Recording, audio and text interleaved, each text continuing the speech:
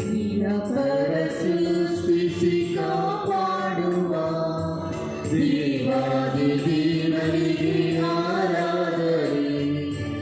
ಅನುದಿನ ಪೋಷಿಸಿ ರಕ್ಷಿಸುವ ರಾಜಾದಿ ರಾಜರಿಗೆ ಆರಾಧನೆ.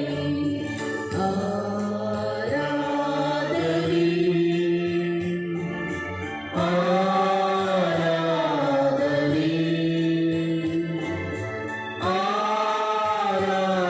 ಆರಾಧನೆ ಆರಾಧನೆ.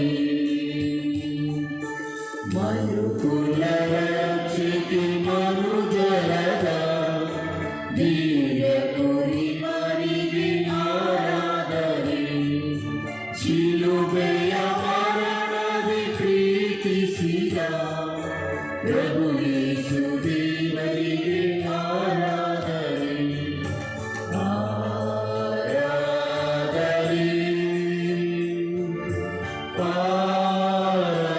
ಆರಾಧನೆ ಆರಾಧನೆ ಆರಾಧನೆ. ಈ ಮುಂಜಾನೆಯ ವೇಳೆ ನಮ್ಮ ಪ್ರಭು ಯೇಸುವಿನ ಮುಂದೆ ನಾವೆಲ್ಲರೂ ಮೊಣಕಾಲೂರಿದ್ದೇವೆ. ಇದು ಅವರ ತಾಯಿಯ ಎಲ್ಲ ದುಃಖಗಳನ್ನು ಸ್ಮರಿಸಿ ನಮ್ಮ ಜೀವನದಲ್ಲಿರುವ ದುಃಖಗಳನ್ನು ನಾವು ಅವಲೋಕನ ಮಾಡಿ ನೋಡುವಾಗ ಆ ದಯಾಮಯ ದೇವರು ಪ್ರತಿಯೊಂದು ದುಃಖದ ಹಿಂದೆ ಸುಖದ ತೆರೆಯನ್ನು ಎಳೆಯುತ್ತಾರೆ ಎನ್ನುವ ವಿಶ್ವಾಸದಿಂದ ಆ ಪ್ರಭು ಯೇಸು ಅರ್ಪಿಸಿದ ಅನುಭವಿಸಿದ ಯಾತನೆಯಿಂದಾಗಿ ನಾವೆಲ್ಲರೂ ಇಂದು ಸುರಕ್ಷಿತರಾಗಿದ್ದೇವೆ, ಆಧ್ಯಾತ್ಮಿಕ ರಕ್ಷಣೆಯನ್ನು ಹೊಂದಿದ್ದೇವೆ, ನಿತ್ಯ ಜೀವದ ಭರವಸೆಯನ್ನು ಪಡೆದಿದ್ದೇವೆ ಎಂಬ ವಿಶ್ವಾಸ ನಮಗೆ ನಲುಗಿದೆ. ಅದರಿಂದ ಆತ್ಮೀಯ ಸಹೋದರ ಸಹೋದರಿಯರೇ, ಇಂದು ಪ್ರಭುವಿನ ಮುಂದೆ ಮೊಣಕಾಲೂರುವಾಗ ನಮ್ಮ ಜೀವನದಲ್ಲಿರುವ ಎಲ್ಲ ತೊಂದರೆಯ ಸಮಸ್ಯೆಗಳು, ಕಷ್ಟ ನಷ್ಟಗಳು, ನೋವು, ದುಃಖ, ಎಲ್ಲ ರೋಗಗಳು ಇವೆಲ್ಲವನ್ನು ಪ್ರಭುವಿನ ಮುಂದೆ ಸಮರ್ಪಿಸೋಣ. ಆ ದುಃಖದ ಹಿಂದಿರುವ ಸಂತೋಷದ ತೆರೆಯು ನಮ್ಮ ಜೀವನದಲ್ಲಿ ಎಳೆಯಲ್ಪಡುವಂತೆ ಪ್ರಾರ್ಥಿಸೋಣ.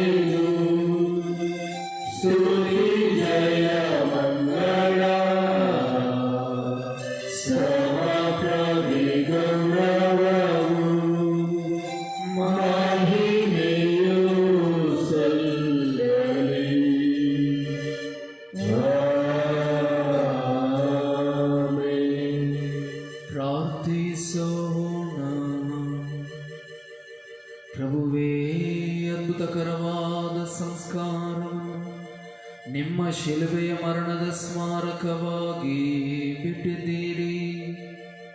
ನಾವು ನಿಮ್ಮ ಪೂಜ್ಯ ಶರೀರ ಮತ್ತು ರಕ್ತದ ಈ ಪರಮ ರಹಸ್ಯವನ್ನು ಆರಾಧಿಸಿ ಅದರಿಂದ ನಿಮ್ಮ ರಕ್ಷಣೆಯ ಫಲವನ್ನು ಅನುಭವಿಸುವಂತೆ ಮಾಡಿರಿ. ಪಿತದೇವರೊಂದಿಗೆ ಪವಿತ್ರಾತ್ಮರ ಐಕ್ಯದಲ್ಲಿ ಯುಗ ಯುಗಾಂತರಕ್ಕೂ ಜೀವಿಸಿ ಆಳುವ ನಿಮ್ಮನ್ನು ಪ್ರಾರ್ಥಿಸುತ್ತೇವೆ.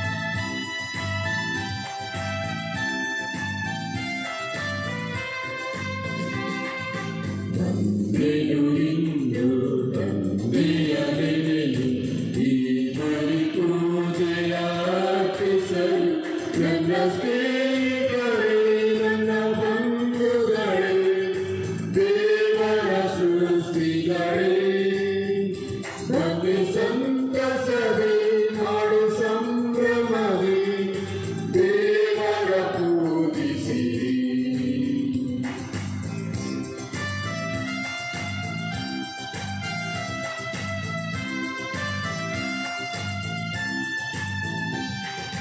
ನಂಬಿಕೆ ಬಾಳಲು ಶುಭ ದಿನವು ಸ್ವಾಮಿಯ ನೆಲೆಯ ನವ ದಿನವು. ನಂಬಿಕೆ ಬಾಳಲು ಶುಭ ದಿನವು ಸ್ವಾಮಿಯ ನೆಲೆಯ ನವ ದಿನವು. ದೇವರ ಕೊಡುಗೆಯು ಈ ದಿನವು ಎಂದಿಗೂ ಮರೆಯದ ಆನಂದವು. ಬಂದೆಯು ಇಂದು ತಂದೆಯ ನೆನೆಯು ಈ ಬಲಿ ಪೂಜೆಯ ಅರ್ಪಿಸಲು ನನ್ನ ಸ್ನೇಹಿತರೇ ನನ್ನ ಬಂಧುಗಳೇ ದೇವರ ಸೃಷ್ಟಿಗಳೇ ಬನ್ನಿ ಸಂತಸವೇ ಮಾಡು ಸಂಭ್ರಮವೇ ದೇವರ ಪೂಜಿಸಿರಿ.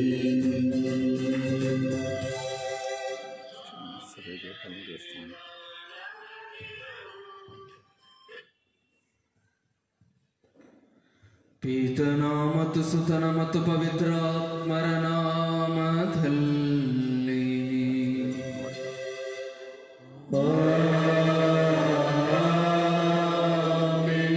ನಮ್ಮ ಪ್ರಭು ಯೇಸು ಕ್ರಿಸ್ತರ ಕೃಪಾವರವು ದೇವರ ಪ್ರೀತಿಯು ಪವಿತ್ರಾತ್ಮರ ಅನ್ಯೋನ್ಯತೆಯು ನಿಮ್ಮೆಲ್ಲರೊಡನೆ ಇರಲಿ. ನಿಮ್ಮ ಆತ್ಮದೊಡನೆಯೂ ಇರಲಿ. ಪ್ರಿಯ ಸಹೋದರ ಸಹೋದರಿಯರು, ನಾವೆಲ್ಲರೂ ಈ ದಿವ್ಯ ಬಲಿಯಲ್ಲಿ ಯೋಗ್ಯರಾಗಿ ಭಾಗವಹಿಸುವಂತೆ ಮಾಡಿರುವ ತಪ್ಪುಗಳನ್ನು ಒಪ್ಪಿಕೊಳ್ಳೋಣ.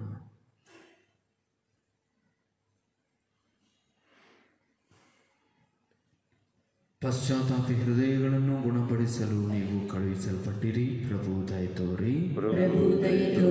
ಪಾಪಿಗಳನ್ನು ಕರೆಯಲು ಬಂದಿರಿ. ಕ್ರಿಸ್ತರೇ ದಯೆ ತೋರಿ. ನಮಗಾಗಿ ಭಿನ್ನವಿಸಲು ತಂದೆಯ ಬಲಗಡೆಯಲ್ಲಿ ಆಸೀನರಾಗಿರುವಿರಿ. ಪ್ರಭು ದಯೆ ತೋರಿ. ಸರ್ವಶಕ್ತ ದೇವರು ನಮಗೆ ದಯೆ ತೋರಿಸಿ ನಮ್ಮ ಪಾಪಗಳನ್ನು ಕ್ಷಮಿಸಿ ನಮ್ಮೆಲ್ಲರನ್ನು ನಿತ್ಯ ಜೀವಕ್ಕೆ ಕರೆದೊಯ್ಯಲಿ. ಪ್ರಾರ್ಥಿಸೋಣ. ದೇವರೇ, ನಿಮ್ಮ ಪುತ್ರರು ಶಿಲುಬೆಯ ಮೇಲಕ್ಕೆ ಏರಿಸಲ್ಪಟ್ಟಾಗ ಅವರ ತಾಯಿ ಮರಿಯಮ್ಮನವರು ಅವರ ಬಳಿ ನಿಂತು ಅವರ ಯಾತನೆಯಲ್ಲಿ ಪಾಲುಗೊಳ್ಳಬೇಕೆಂದು ಇಚ್ಛಿಸಿದಿರಿ. ಅಂತೆಯೇ ನಿಮ್ಮ ಧರ್ಮಸಭೆಯು ಸಹ ಕ್ರಿಸ್ತರ ಪೂಜ್ಯ ಯಾತನೆಯಲ್ಲಿ ಆಕೆಯೊಂದಿಗೆ ಭಾಗಿಯಾಗಿ ಅವರ ಪುನರುತ್ಥಾನದಲ್ಲಿಯೂ ಪಾಲುಗೊಳ್ಳಲು ಯೋಗ್ಯವಾಗುವಂತೆ ಅನುಗ್ರಹಿಸಿರಿ. ನಿಮ್ಮೊಂದಿಗೆ ಪವಿತ್ರಾತ್ಮರ ಐಕ್ಯದಲ್ಲಿ ದೇವರಾಗಿ ಯುಗ ಯುಗಾಂತರಕ್ಕೂ ಜೀವಿಸಿ ಆಳುವ ನಮ್ಮ ಪ್ರಭುವು ನಿಮ್ಮ ಪುತ್ರರು ಆಗಿರುವ ಯೇಸು ಕ್ರಿಸ್ತರ ಮುಖಾಂತರ ನಿಮ್ಮನ್ನು ಪ್ರಾರ್ಥಿಸುತ್ತೇವೆ.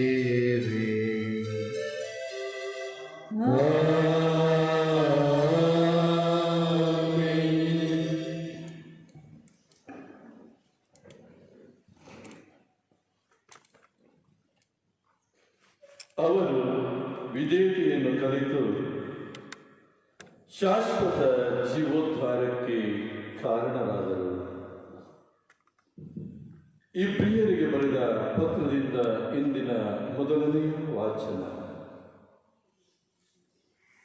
ಕ್ರಿಸ್ತ ಯೇಸು ಈ ಭೂಲೋಕದಲ್ಲಿದ್ದಾಗ ತಮ್ಮನ್ನು ಮರಣದಿಂದ ಕಾಪಾಡಲು ಶಕ್ತರಾದ ದೇವರನ್ನು ಉಚ್ಚ ಸ್ವರದಿಂದ ಕೂಗುತ್ತಾ ಕಣ್ಣೀರಿಡುತ್ತಾ ವಿನಂತಿಸಿ ಪ್ರಾರ್ಥಿಸಿದರು.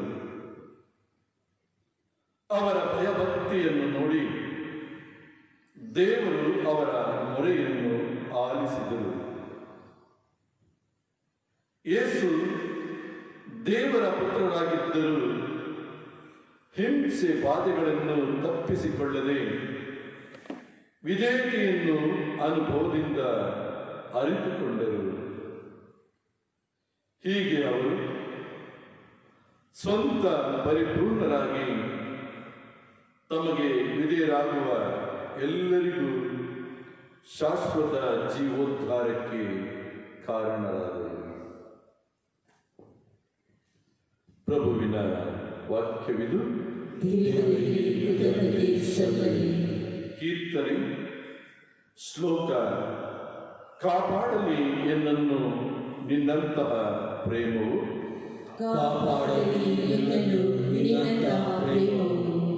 ಎನ್ನನ್ನು ಉದ್ಧರಿಸು ಪ್ರಭು ನಿನ್ನ ನೀತಿಗನುಸಾರ. ನಿನ್ನ ಶರಣಾದಿ ನನಗಾಗದಿರಲಿ ತಾತ್ಸಾರ. ನನಗೆ ಕಿವಿಗೊಡು ಪ್ರಭು, ನನ್ನನ್ನು ಬಿಡಿಸು ಬೇಗನೆ. ಶ್ಲೋಕ. ಕಾಪಾಡಲಿ ಎನ್ನನ್ನು ನಿನ್ನಂತಹ ಪ್ರೇಮವು. ನನ್ನ ಆಶ್ರಯಗಿರಿ, ದುರ್ಗ ಸ್ಥಾನವಾಗಿರು ನೀನೇ. ಕೈ ಹಿಡಿದು ನಡೆಸೆಂದು ನಿನ್ನ ನಾಮ ನಿಮಿತ್ತ. ನೀ ನಿನಗೆ ಪೊರೆಬಂಡೆ, ಸ್ಥಿರ ಕೋಟೆ ಕೊತ್ತಲ. ಶ್ಲೋಕ. ಕಾಪಾಡಲಿ ಎನ್ನನ್ನು ನಿನ್ನಂತಹ ಪ್ರೇಮವು. ವೈರಿಗಳ ಉರಲು ಬೆಲೆಯಿಂದೆಲ್ಲನ್ನು ರಕ್ಷಿಸು. ಅದರಲ್ಲಿ ನಾ ಸಿಕ್ಕಿ ಬೀಳುವುದನ್ನು ತಪ್ಪಿಸು. ನನ್ನ ಆಧಾರ ನೀನಲ್ಲವೇ. ನನ್ನ ಆತ್ಮವನ್ನು ನಿನ್ನ ಒಪ್ಪಿಸಿರುವೆ. ನಂಬಿಗಸ್ತನಾದ ದೇವನೇ, ನೀ ಎನ್ನ ಮುಕ್ತಗೊಳಿಸಿರುವೆ. ಶ್ಲೋಕ. ಕಾಪಾಡಲಿ ಎನ್ನನ್ನು ನಿನ್ನಂತಹ ಪ್ರೇಮವು. ನಾನಾದರೂ ಪ್ರಭು ನಿನ್ನಲ್ಲಿ ಭರವಸೆ ಇಟ್ಟಿರುವೆ. ನೀನೇ ನನ್ನ ದೇವರೆಂದು ಪ್ರಭು ಸಾರುವೆ. ನಿನ್ನ ಕೈಯಲ್ಲಿದೆ ನನ್ನ ಇಡೀ ಜೀವಮಾನ. ಬೆನ್ನಟ್ಟಿ ಬರುವ ವೈರಿಯಿಂದ ರಕ್ಷಿಸೆನ್ನ. ಶ್ಲೋಕ. ಕಾಪಾಡಲಿ ಎನ್ನನ್ನು ನಿನ್ನಂತಹ ಪ್ರೇಮವು. ನಿನ್ನ ಗಂಜಿ ನಡೆಯುವವರಿಗೆ ನೀ ಕಟ್ಟಿಟ್ಟಿರುವ ಬುದ್ಧಿ ಅದೆಷ್ಟು ಅಗಾಧ. ನಿನ್ನ ನಂಬಿದವರಿಗೆ ಬೆಟ್ಟ ಬಯಲಾಗಿ ನೀಡುವ ನೆರವದೆಷ್ಟು ಅಪಾರ. ಶ್ಲೋಕ. ಕಾಪಾಡಲಿ ಎನ್ನನ್ನು ನಿನ್ನಂತಹ ಪ್ರೇಮವು.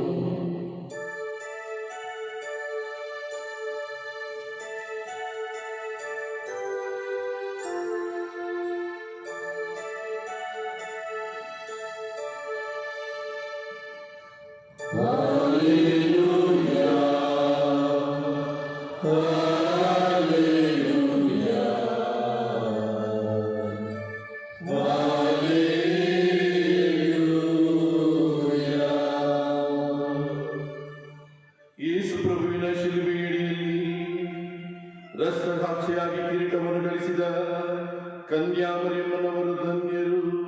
ಹಾಲೆಲೂಯಾ.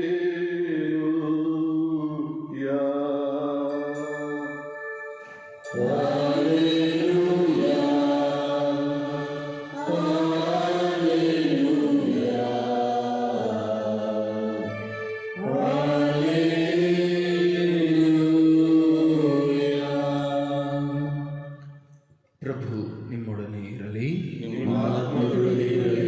ಸಂತ ಯೋಹಾನರು ಬರೆದ ಪವಿತ್ರ ಶುಭ ಸಂದೇಶದಿಂದ ವಾಚನ. ಪ್ರಭು ನಿಮಗೆ ಮಹಿಮೆ ಸಲ್ಲಲಿ.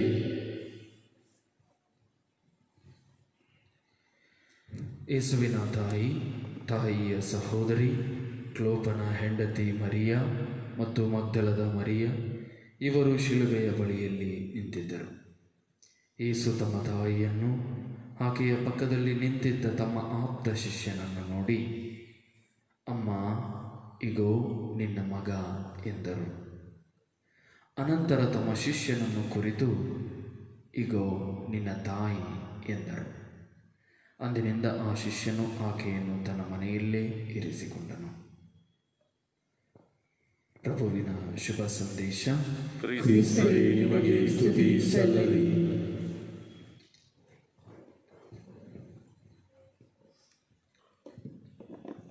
ಪ್ರತಿಯೊಂದು ಸಂತೋಷದ ಹಿಂದೆ ದುಃಖವಿರುತ್ತದೆ. ಪ್ರಭು ಕ್ರಿಸ್ತರಲ್ಲಿ ಆತ್ಮೀಯ ಸಹೋದರ ಸಹೋದರಿಯರೇ, ನೀವು ಯೋಚನೆ ಮಾಡ್ಬೋದು, ಏನು ಫಾದರ್ ಉಲ್ಟಾ ಹೇಳ್ಬಿಟ್ರಿ ಅಂತ. ಪ್ರತಿಯೊಂದು ದುಃಖದ ಹಿಂದೆ ಸಂತೋಷ ಇರುತ್ತೆ ಅಂತ ಹೇಳಬೇಕಾಗಿತ್ತು, ನೀವೇನು ಪ್ರತಿಯೊಂದು ಸಂತೋಷದ ಹಿಂದೆ ದುಃಖ ಇರುತ್ತೆ ಅಂತ ಹೇಳಿಬಿಟ್ರಿ. ಪ್ರಭು ಕ್ರಿಸ್ತರಲ್ಲಿ ಆತ್ಮೀಯ ಸಹೋದರ ಸಹೋದರಿಯರೇ, ಒಂದು ವಾರ ಆಗಿದೆ ಅಷ್ಟೇ, ನಾವು ಕಳೆದ ವಾರ ಸಂತೋಷದಿಂದ ಸಂಭ್ರಮದಿಂದ ಒಂದು ಹಬ್ಬವನ್ನು ಆಚರಣೆ ಮಾಡಿದ್ವಿ. ಯಾವುದು? ಮಾತೆ ಮರಿಯಮ್ಮನವರ ಜನನದ ಹಬ್ಬ. ಇವತ್ತು ವ್ಯಾಕುಲಭರಿತ ಮಾತೆಯ ಹಬ್ಬವನ್ನು ಆಚರಿಸ್ತಾ ಇದ್ದೇವೆ.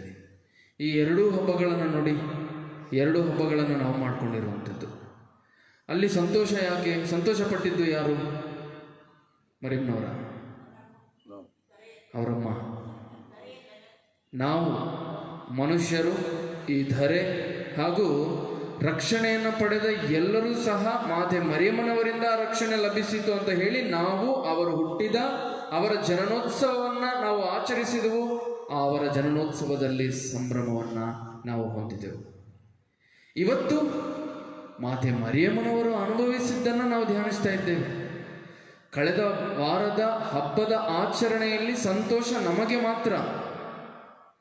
ಆ ಸಂತೋಷ ಯಾಕೆ ಅನ್ನುವಂಥದ್ದು ಇಂದಿನ ಶುಭ ಸಂದೇಶದಲ್ಲಿ ಅಥವಾ ಇಂದಿನ ಹಬ್ಬದಲ್ಲಿ ಲಭ್ಯವಾಗ್ತದೆ.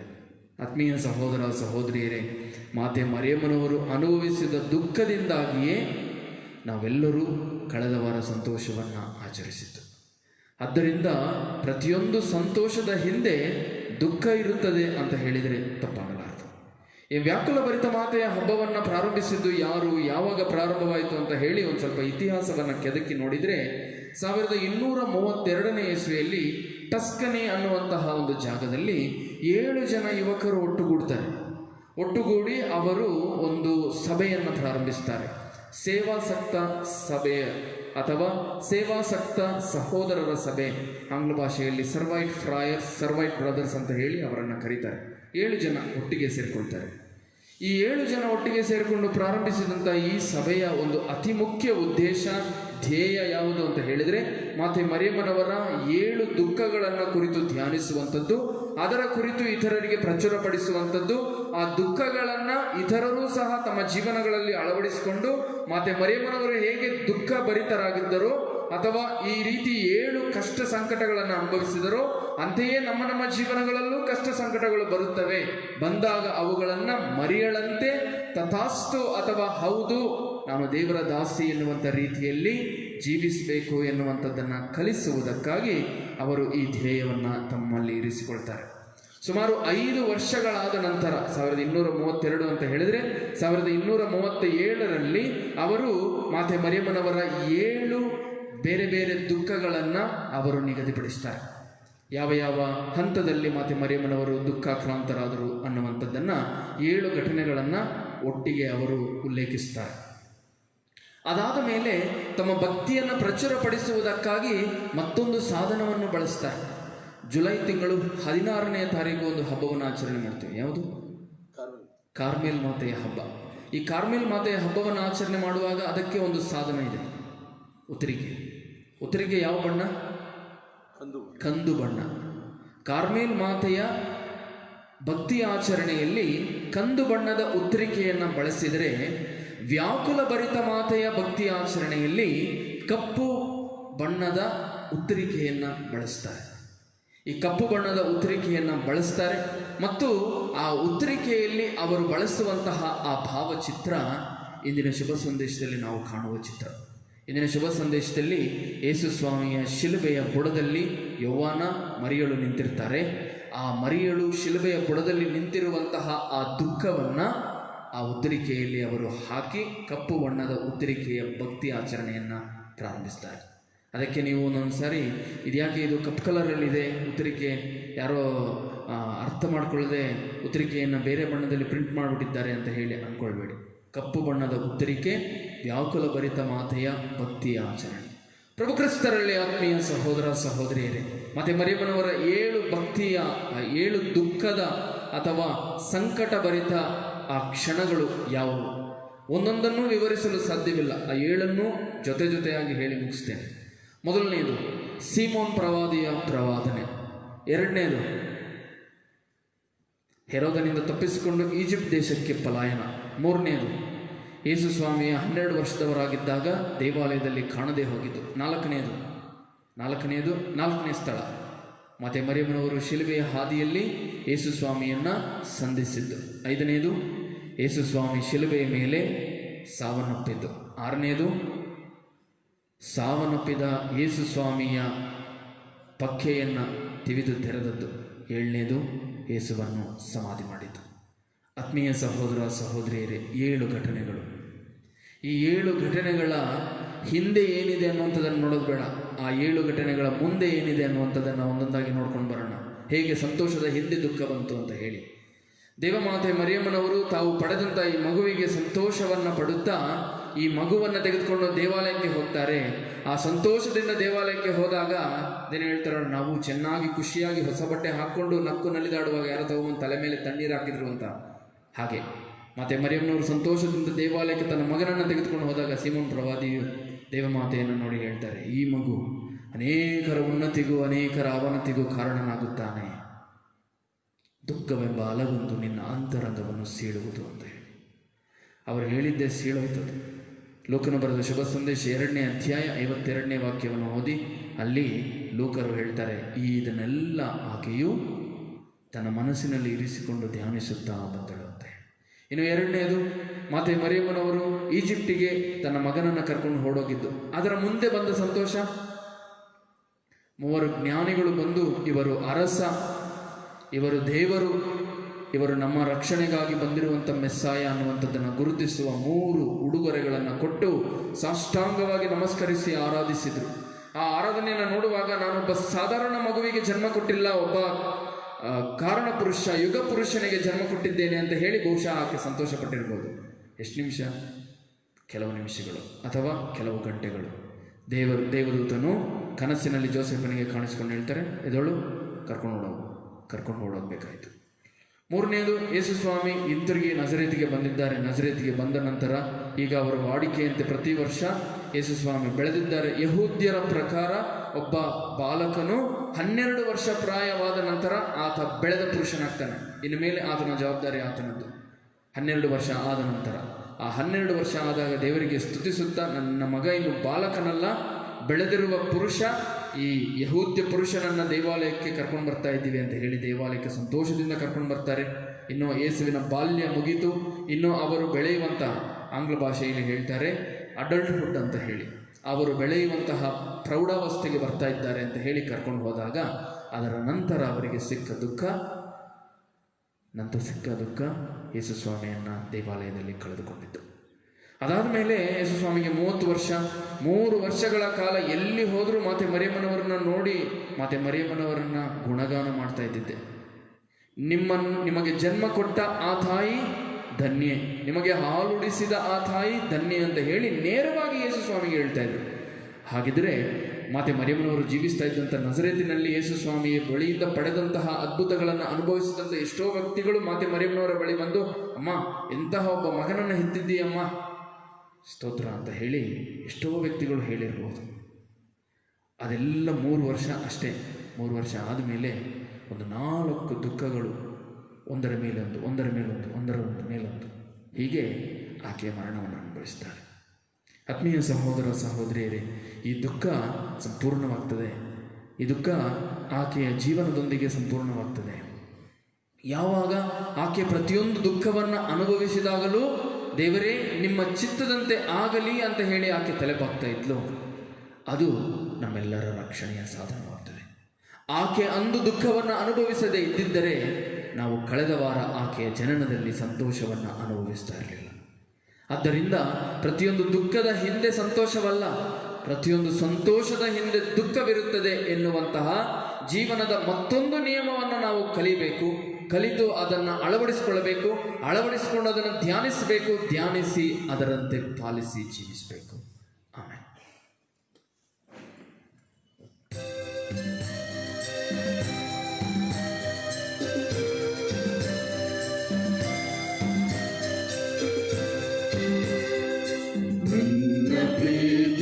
ಸೃಷ್ಟಿಕರ್ತನೆ ನನ್ನ ಸರ್ವವು ನಿನಗೆ ಅರ್ಪಣೆ.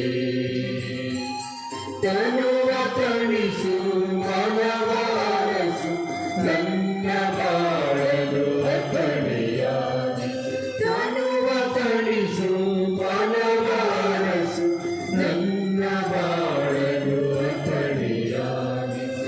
ನನ್ನ ಪ್ರೀತಿಯ ಸೃಷ್ಟಿಕರ್ತನೆ ನನ್ನ ಸರ್ವವು ನಿನಗೆ ಅರ್ಪಣೆ. ಮನದ ಗುಡಿಯಲ್ಲಿ ನಿನ್ನ ಪೂಜಿಸಿ ಚಲರು ಮಂದಿನ ಗುಡಿಯ ತ್ಯಜಿಸಿ. ಮನದ ಗುಡಿಯಲ್ಲಿ ನಿನ್ನ ಪೂಜಿಸಿ ಚಲರು ಮಂದಿನ ಗುಡಿಯ ತ್ಯಜಿಸಿ. ನಿನ್ನ ಪ್ರೀತಿಯ ನೆನಪಿಗೆ ಹೃದಯ ದೀಪವ ಹಚ್ಚಿದೆ. ನಿನ್ನ ಪ್ರೀತಿಯ ನೆನಪಿಗೆ ಹೃದಯ ದೀಪವ ಹಚ್ಚಿದೆ. ಸಹೋದರ ಸಹೋದರಿಯರೇ, ನನ್ನ ಮತ್ತು ನಿಮ್ಮ ಈ ಬಲಿಯು ಸರ್ವಶಕ್ತ ಪಿತನಾದ ದೇವರಿಗೆ ಅಂಗೀಕೃತವಾಗುವಂತೆ ಪ್ರಾರ್ಥಿಸಿರಿ. ಪ್ರಭು ತಮ್ಮ ನಾಮದ ಸ್ತುತಿ ಹಾಗೂ ಮಹಿಮೆಗಾಗಿಯೂ ನಮ್ಮ ಮತ್ತು ತಮ್ಮ ಇಡೀ ಪವಿತ್ರ ಧರ್ಮಸಭೆಯ ಒಳಿತಿಗಾಗಿಯೂ ಈ ಬಲಿಯನ್ನು ನಿಮ್ಮ ಕರಗಳಿಂದ ಸ್ವೀಕರಿಸಿರಿ. ದಯಾಮಯ ದೇವರೇ, ಯೇಸುವಿನ ಶಿಲುಬೆಯ ಬುಡದಲ್ಲಿ ನಿಂತಿದ್ದ ಪರಿಶುದ್ಧ ಕನ್ಯಾ ಮರಿಯಮ್ಮನವರನ್ನು ನಮಗೆ ಅತ್ಯಂತ ನಿಷ್ಠೆಯುಳ್ಳ ತಾಯಿಯನ್ನಾಗಿ ನಿಮ್ಮ ದಯೆಯಿಂದ ಕರುಣಿಸಿದ್ದೀರಿ. ಅವರನ್ನಿಂದು ಗೌರವಿಸುತ್ತಾ ನಿಮ್ಮ ನಾಮಸ್ತುತಿಗಾಗಿ ನಾವು ಅರ್ಪಿಸುತ್ತಿರುವ ಪ್ರಾರ್ಥನೆಗಳನ್ನು, ಬಲಿ ಕಾಣಿಕೆಗಳನ್ನು ಸ್ವೀಕರಿಸಿರಿ. ನಮ್ಮ ಪ್ರಭು ಕ್ರಿಸ್ತರ ಮುಖಾಂತರ ನಿಮ್ಮನ್ನು ಪ್ರಾರ್ಥಿಸುತ್ತೇವೆ.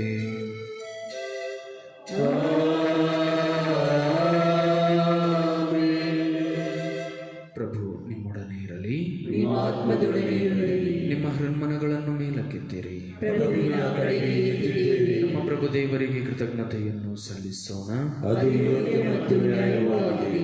ಪ್ರಭು ಪವಿತ್ರ ಪಿತನೇ, ಸರ್ವಶಕ್ತರಾದ ನಿತ್ಯ ದೇವರೇ, ನಾವು ಎಂದೆಂದೂ ಎಲ್ಲೆಲ್ಲೂ ನಿಮಗೆ ಕೃತಜ್ಞತೆಯನ್ನು ಸಲ್ಲಿಸುವುದು ನಿಜವಾಗಿ ಯೋಗ್ಯವೂ ನ್ಯಾಯವೂ ಆಗಿದೆ. ನಮ್ಮ ಕರ್ತವ್ಯವೂ ರಕ್ಷಣೆಯೂ ಆಗಿದೆ. ಏಕೆಂದರೆ ಮರಿಯಮ್ಮನವರು ಪವಿತ್ರಾತ್ಮರ ಶಕ್ತಿಯಿಂದ ನಿಮ್ಮ ಏಕೈಕ ಪುತ್ರರನ್ನು ಗರ್ಭಧರಿಸಿದರು.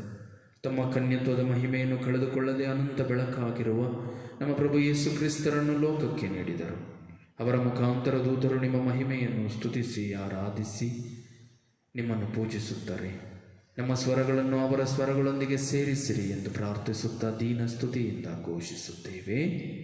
ಪರಿಶುದ್ಧರು ಪರಿಶುದ್ಧರು, ಸೇನಾಧೀಶ್ವರ ಪ್ರಭು ದೇವರು ಪರಿಶುದ್ಧರು. ಇಹಪರಗಳು ನಿಮ್ಮ ಮಹಿಮೆಯಿಂದ ತುಂಬಿವೆ. ಮಹೋನ್ನತದಲ್ಲಿ ಹೋಸನ್ನ. ಪ್ರಭುವಿನ ನಾಮದಲ್ಲಿ ಬರುವವರು ಸ್ತುತಿಗೆ ಪಾತ್ರರು. ಮಹೋನ್ನತದಲ್ಲಿ ಹೋಸನ್ನ. ಪ್ರಭು, ನೀವು ನಿಜವಾಗಿಯೂ ಪರಿಶುದ್ಧರು, ಸರ್ವ ಪರಿಶುದ್ಧತೆಯ ಮುಖೆಯೂ ನೀವೇ. ಈ ಕೊಡುಗೆಗಳ ಮೇಲೆ ನಿಮ್ಮ ಪವಿತ್ರಾತ್ಮರನ್ನು ಇಬ್ಬನಿಯಂತೆ ಸುರಿಸಿ ಪಾವನಗೊಳಿಸಿರೆಂದು ಪ್ರಾರ್ಥಿಸುತ್ತೇವೆ. ನಮಗಿವು ನಮ್ಮ ಪ್ರಭು ಯೇಸು ಕ್ರಿಸ್ತರ ಶರೀರ ಮತ್ತು ರಕ್ತವಾಗುವಂತೆ ಮಾಡಿರಿ. ಅವರನ್ನು ಪರಾಧೀನ ಮಾಡಲಾದ ಸಮಯದಲ್ಲಿ ಸ್ವಇಚ್ಛೆಯಿಂದ ತಮ್ಮ ಯಾತನೆಗೆ ಒಳಗಾದಾಗ ಅವರು ರೊಟ್ಟಿಯನ್ನು ತೆಗೆದುಕೊಂಡು ಕೃತಜ್ಞತೆಯನ್ನು ಸಲ್ಲಿಸಿ ಅದನ್ನು ಮುರಿದು ತಮ್ಮ ಶಿಷ್ಯರಿಗೆ ಕೊಡುತ್ತಾ ಹೀಗೆಂದರು: ತೆಗೆದುಕೊಳ್ಳಿ, ಇದನ್ನು ನೀವೆಲ್ಲರೂ ಭುಜಿಸಿರಿ, ಏಕೆಂದರೆ ಇದು ನಿಮಗಾಗಿ ಒಪ್ಪಿಸಲಾಗುವ ನನ್ನ ಶರೀರ.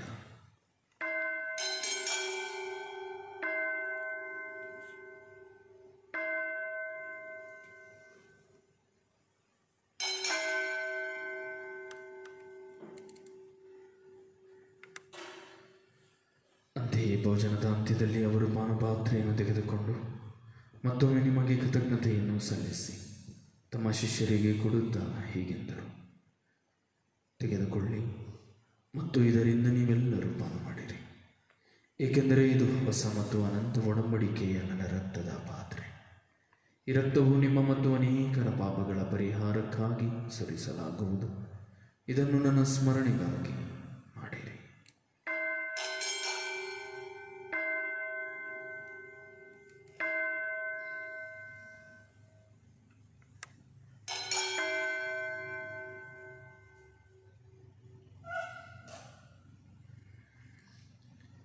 ವಿಶ್ವಾಸದ ರಹಸ್ಯ.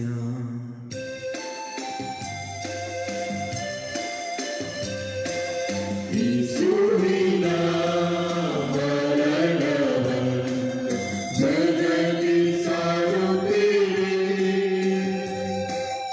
ಅವರ ಪುನರುತ್ಥಾನವನ್ನು ಕೊಂಡಾಡುತ್ತೇವೆ, ಅವರ ಪುನರಾಗಮನವನ್ನು ನಿರೀಕ್ಷಿಸುತ್ತೇವೆ, ಅವರ ಪುನರಾಗಮನವನ್ನು ನಿರೀಕ್ಷಿಸುತ್ತೇವೆ.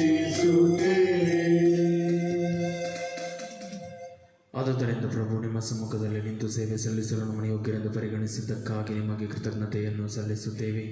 ಕ್ರಿಸ್ತರ ಮರಣ ಮತ್ತು ಪುನರುತ್ಥಾನದ ಸ್ಮರಣೆಯನ್ನು ಆಚರಿಸುತ್ತಾ ಜೀವವೀವ ರೊಟ್ಟಿಯನ್ನು ರಕ್ಷಣೆ ನೀವ ಪಾತ್ರೆಯನ್ನು ನಿಮಗೆ ಅರ್ಪಿಸುತ್ತೇವೆ. ಕ್ರಿಸ್ತರ ಶರೀರ ಮತ್ತು ರಕ್ತದಲ್ಲಿ ಪಾಲ್ಗೊಳ್ಳುವ ನಮ್ಮನ್ನು ಪವಿತ್ರಾತ್ಮರು ಒಂದುಗೂಡಿಸಬೇಕೆಂದು ನಿಮ್ಮನ್ನು ವಿನಯದಿಂದ ವಿನಯಿಸುತ್ತೇವೆ. ಪ್ರಭು, ನಿಮ್ಮ ವಿಶ್ವವ್ಯಾಪಿ ಧರ್ಮಸಭೆಯನ್ನು ಸ್ಮರಿಸಿಕೊಳ್ಳಿರಿ. ನಮ್ಮ ವಿಶ್ವಗುರು ಫ್ರಾನ್ಸಿಸ್ ಅವರೊಂದಿಗೂ ನಮ್ಮ ಧರ್ಮಾಧ್ಯಕ್ಷ ಪೀಟರ್ ಅವರೊಂದಿಗೂ ಸಕಲ ಯಾಜಕರೊಂದಿಗೂ ಅದನ್ನು ಪ್ರೀತಿಯ ಪರಿಪೂರ್ಣತೆಯೆಡೆಗೆ ಮುನ್ನಡೆಸಿರಿ. ಪ್ರಭು, ಪುನರುತ್ಥಾನದ ನಿರೀಕ್ಷೆಯಲ್ಲಿ ವಿಶ್ರಮಿಸುತ್ತಿರುವ ನಮ್ಮ ಸಹೋದರ ಸಹೋದರಿಯರನ್ನು ನಿಮ್ಮ ದಯೆಯಲ್ಲಿ ಮೃತರಾದ ಎಲ್ಲರನ್ನು ಸ್ಮರಿಸಿಕೊಳ್ಳಿರಿ. ಅವರನ್ನು ನಿಮ್ಮ ಸಮ್ಮುಖದ ಪ್ರಭೆಗೆ ಬರಮಾಡಿರಿ. ನಮ್ಮ ಮೇಲೂ ದಯ ತೋರಿರಿ. ದೇವಮಾತೆ ಪೂಜ್ಯ ಕನ್ಯಾ ಮರಿಯಮ್ಮನವರೊಂದಿಗೂ ಆಕೆಯ ಪತಿ ಸಂತ ಜೋಸೆಫರೊಂದಿಗೂ ಪುನೀತ ಪ್ರೇಷಿತರೊಂದಿಗೂ ಎಲ್ಲ ಕಾಲಗಳಲ್ಲಿ ನಿಮ್ಮ ಮೆಚ್ಚುಗೆಗೆ ಪಾತ್ರರಾದ ಸಕಲ ಸಂತರೊಂದಿಗೂ ನಾವು ನಿತ್ಯ ಜೀವದಲ್ಲಿ ಸಹಭಾಗಿಗಳಾಗಿ ನಿಮ್ಮನ್ನು ಸ್ತುತಿಸಿ ಮಹಿಮೆಪಡಿಸುವಂತೆ ನಿಮ್ಮ ಪುತ್ರ ಯೇಸು ಕ್ರಿಸ್ತರ ಮುಖಾಂತರ ಪ್ರಾರ್ಥಿಸುತ್ತೇವೆ.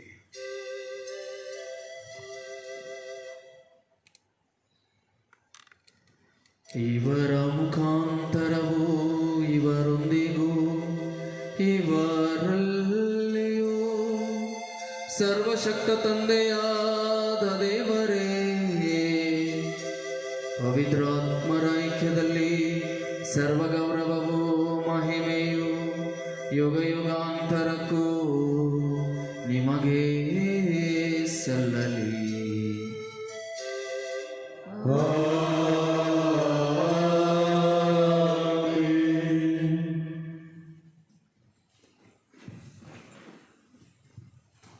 ರಕ್ಷಕರ ಆಜ್ಞೆಯ ಪ್ರಕಾರ ದೈವ ಬೋಧನೆಯಿಂದ ಶಿಕ್ಷಿತರಾಗಿ ಭಕ್ತಿಯಿಂದ ಹೇಳುತ್ತೇವೆ. ಸ್ವರ್ಗದಲ್ಲಿರುವ ನಮ್ಮ ತಂದೆಯೇ, ನಿಮ್ಮ ನಾಮ ಪೂಜಿತವಾಗಲಿ, ನಿಮ್ಮ ರಾಜ್ಯ ಬರಲಿ, ನಿಮ್ಮ ಚಿತ್ತ ಸ್ವರ್ಗದಲ್ಲಿ ನೆರವೇರುವ ಪ್ರಕಾರ ಭೂಮಿಯಲ್ಲಿಯೂ ನೆರವೇರಲಿ. ನಮ್ಮ ಅನುದಿನದ ಆಹಾರವನ್ನು ಇಂದು ನಮಗೆ ನೀಡಿರಿ. ನಮಗೆ ತಪ್ಪು ಮಾಡಿದವರನ್ನು ನಾವು ಕ್ಷಮಿಸುವ ಪ್ರಕಾರ ನಮ್ಮ ಪಾಪಗಳನ್ನು ಕ್ಷಮಿಸಿರಿ. ನಾವು ಶೋಧನೆಯಲ್ಲಿ ಬೀಳದ ಹಾಗೆ ಕೇಡಿನಿಂದ ನಮ್ಮನ್ನು ರಕ್ಷಿಸಿರಿ. ಪ್ರಭು, ಸಕಲ ಕೇಡುಗಳಿಂದ ನಮ್ಮನ್ನು ರಕ್ಷಿಸಿರೆಂದು ಪ್ರಾರ್ಥಿಸುತ್ತೇವೆ. ನಿಮ್ಮ ದಯೆಯ ನೆರವನ್ನು ಪಡೆದು ಪಾಪದಿಂದ ಸದಾ ವಿಮುಕ್ತರಾಗಿ ಎಲ್ಲ ಸಂಕಷ್ಟಗಳಿಂದ ಸುರಕ್ಷಿತರಾಗಿರುವಂತೆ ನಮ್ಮ ಜೀವಮಾನದಲ್ಲಿ ಶಾಂತಿಯನ್ನು ದಯೆಯಿಂದ ಕರುಣಿಸಿರಿ. ನಾವು ಸ್ವರ್ಗಾನಂದವನ್ನು ನಮ್ಮ ರಕ್ಷಕ ಯೇಸು ಕ್ರಿಸ್ತರ ಆಗಮನವನ್ನು ನಿರೀಕ್ಷಿಸುತ್ತಿದ್ದೇವೆ. ಏಕೆಂದರೆ ರಾಜ್ಯಭಾರವು, ಅಧಿಕಾರವು, ಮಹಿಮೆಯು ಯುಗಾಂತರಕ್ಕೂ ನಿಮ್ಮದೇ. ಪ್ರಭು ಯೇಸು ಕ್ರಿಸ್ತರ, ನಿಮ್ಮ ಪ್ರೇಷಿತರಿಗೆ ನಿಮಗೆ ಶಾಂತಿಯನ್ನು ಬಿಟ್ಟು ಹೋಗುತ್ತೇನೆ, ನನ್ನ ಶಾಂತಿಯನ್ನು ನಿಮಗೆ ಕೊಡುತ್ತೇನೆ ಎಂದು ಹೇಳಿದ್ದೀರಿ. ನಮ್ಮ ಪಾಪಗಳನ್ನು ಲಕ್ಷಿಸದೆ ನಿಮ್ಮ ಧರ್ಮಸಭೆಯ ವಿಶ್ವಾಸವನ್ನು ನಿರೀಕ್ಷಿಸಿರಿ. ಅದಕ್ಕೆ ನಿಮ್ಮ ಚಿತ್ತದ ಪ್ರಕಾರ ಶಾಂತಿಯನ್ನು, ಐಕ್ಯತೆಯನ್ನು ದಯೆಯಿಂದ ದಯಪಾಲಿಸಿರಿ. ಯುಗ ಯುಗಾಂತರಕ್ಕೂ ಜೀವಿಸಿ ಆಳುವ ನಿಮ್ಮನ್ನು ಪ್ರಾರ್ಥಿಸುತ್ತೇವೆ. ಪ್ರಭುವಿನ ಶಾಂತಿ ಸದಾ ನಿಮ್ಮಲ್ಲಿರಲಿ. ಪರಸ್ಪರ ಶಾಂತಿಯನ್ನು ಕೋರೋಣ. ಲೋಕದ ಪಾಪಗಳನ್ನು ಪರಿಹರಿಸುವ ದೇವರ ಕುರಿಮರಿ, ನಮಗೆ ದಯೆ ತೋರಿ. ಲೋಕದ ಪಾಪಗಳನ್ನು ಪರಿಹರಿಸುವ ದೇವರ ಕುರಿಮರಿ, ನಮಗೆ ದಯೆ ತೋರಿ. ಲೋಕದ ಪಾಪಗಳನ್ನು ಪರಿಹರಿಸುವ ದೇವರ ಕುರಿಮರಿ, ನಮಗೆ ಶಾಂತಿ ನೀಡಿ. ಇಗೋ ದೇವರ ಕುರಿಮರಿ, ಇಗೋ ಇವರೇ ಲೋಕದ ಪಾಪಗಳನ್ನು ಪರಿಹರಿಸುವವರು. ಕುರಿಮರಿಯ ಭೋಜನಕ್ಕೆ ಆಹ್ವಾನಿತರು ಭಾಗ್ಯವಂತರು. ಪ್ರಭು, ತಾವು ನನ್ನ ಮನೆಯನ್ನು ಪ್ರವೇಶಿಸಲು ನಾನು ಪಾತ್ರನಲ್ಲ, ಆದರೆ ತಾವು ಒಂದು ಮಾತನ್ನು ನುಡಿಯಿರಿ, ನನ್ನ ಆತ್ಮವು ಸ್ವಸ್ಥವಾಗುವುದು.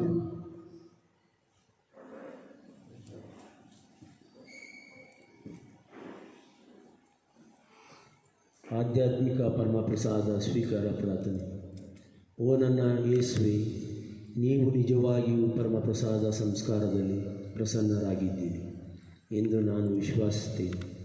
ನಾನು ಎಲ್ಲಕ್ಕಿಂತ ಮಿಗಿಲಾಗಿ ನಿಮ್ಮನ್ನು ಪ್ರೀತಿಸುತ್ತೇನೆ ಹಾಗೂ ನಿಮ್ಮನ್ನು ನನ್ನ ಆತ್ಮಕ್ಕೆ ಸ್ವೀಕರಿಸಲು ಹಂಬಲಿಸುತ್ತೇನೆ.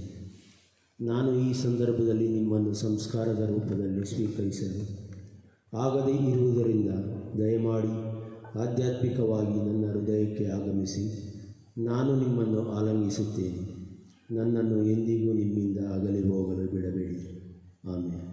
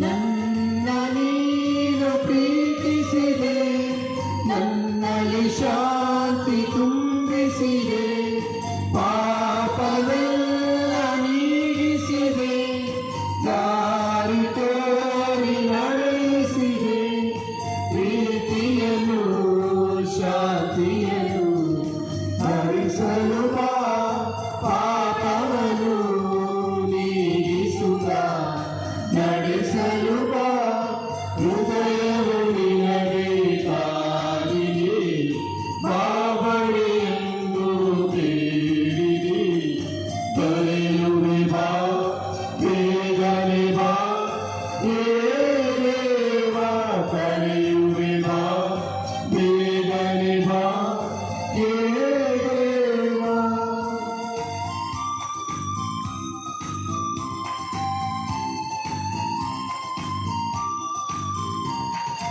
ಅಂಧಕಾರ ನೀಗಿಸಿದೆ, ಆತ್ಮವನ್ನು ಬೆಳಗಿಸಿದೆ, ಮಾನವತೆಯ ಕರುಣಿಸಿದೆ, ಮುಕ್ತಿ ಮಾರ್ಗ ತೋರಿಸಿದೆ, ಕತ್ತಲೆಯ ನೀಗಿಸುತ್ತ ಬೆಳಗಿಸುವ ಬಾಳಿನಲ್ಲಿ ಸ್ಫೂರ್ತಿಯನ್ನು ಕರುಣಿಸುವ, ಹೃದಯವು ನಿನಗೆ ಕಾದಿದೆ, ಬಾಬಳಿ ಎಂದು ಬೇಡಿದೆ, ತರೆಯುವೆ ಬಾ, ಬೇಗನೆ ಬಾ, ದೇವಾ ತರೆಯುವೆ ಬಾ, ಬೇಗನೆ ಬಾ, ದೇವಾ ಹೃದಯವು ನಿನಗೆ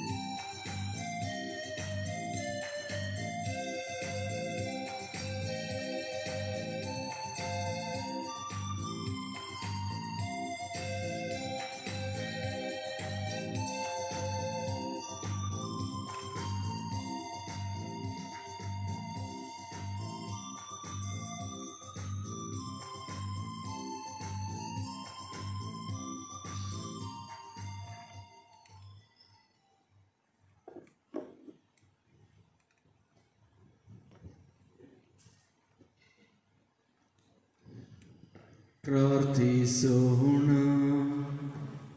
ಪ್ರಭು ನಿತ್ಯ ವಿಮೋಚನೆಯನ್ನು ನೀಡುವ ಸಂಸ್ಕಾರಗಳನ್ನು ಸ್ವೀಕರಿಸಿ ನಾವು ಮಾಡುತ್ತಿರುವ ಪ್ರಾರ್ಥನೆಯನ್ನು ದಯೆಯಿಂದ ಆಲಿಸಿರಿ. ತಮ್ಮ ಪುತ್ರರ ಯಾತನೆಯಲ್ಲಿ ಪಾಲುಗಾರರಾದ ಪೂಜ್ಯ ಕನ್ಯಾ ಮರಿಯಮ್ಮನವರನ್ನು ಗೌರವಿಸುತ್ತಾ ಕ್ರಿಸ್ತರ ಯಾತನೆಗಳಲ್ಲಿ ಕೊರತೆಯಾಗಿರುವುದನ್ನು ಧರ್ಮಸಭೆಗಾಗಿ ನಮ್ಮಲ್ಲಿ ಸಂಪೂರ್ಣಗೊಳಿಸುವಂತೆ ಅನುಗ್ರಹಿಸಿರಿ. ಯುಗ ಯುಗಾಂತರಕ್ಕೂ ಜೀವಿಸಿ ಆಳುವ ನಿಮ್ಮನ್ನು ಪ್ರಾರ್ಥಿಸುತ್ತೇವೆ.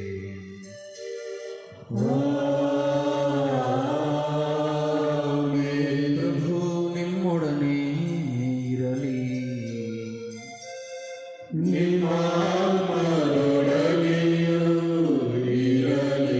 ಸರ್ವಶಕ್ತ ದೇವರಾದ ಪಿತಾ, ಸುತ ಮತ್ತು ಪವಿತ್ರ ಆತ್ಮರು ನಿಮ್ಮನ್ನು ಆಶೀರ್ವದಿಸಲಿ.